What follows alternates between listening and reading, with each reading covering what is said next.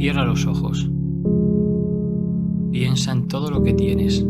Amigos, casa, trabajo. Estás tranquilo, feliz en tu casa, con tu gente. Ese paseo por la plaza saludando a tu vecino. Esa mañana de domingo en la iglesia con tus familiares. Ahora piensa que mañana todo eso desaparece. Tu vida tal como la conoces ha cambiado. Tienes que dejarlo todo atrás. ¿Dónde vas? ¿Cómo? ¿Qué será de ti ahora? ¿Cómo empiezas una vida exiliado de donde quieres estar? ¿Cómo se asimila que después de tanto tiempo de esfuerzo y trabajo te quitan todo? ¿Cómo volver a tener ilusión por algo si hasta lo más básico que es elegir dónde vivir ya no puedes hacerlo? Todos sabemos que los embalses son necesarios, que el agua es la vida y por este motivo no se pueden arrebatar vidas para ello. Las formas como siempre es lo que hace que un buen fondo se transforme en uno malo.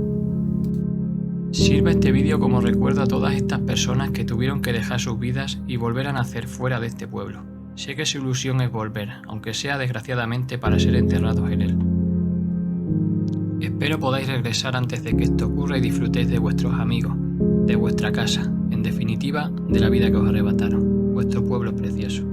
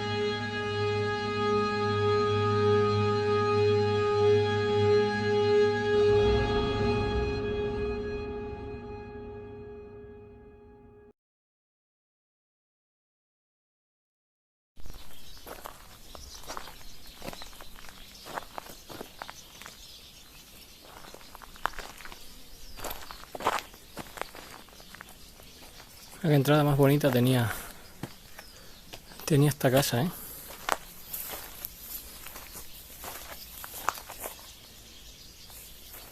Esta tiene pinta de que ya la han rehabilitado. Está muy bien pintada.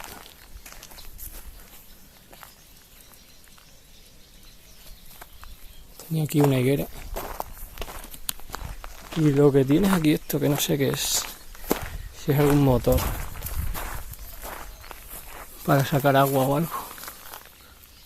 No sé si está puesto de entonces. Ahora han puesto aquí como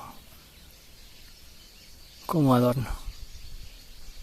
Porque aquí abajo no se ve que hubiera ningún pozo.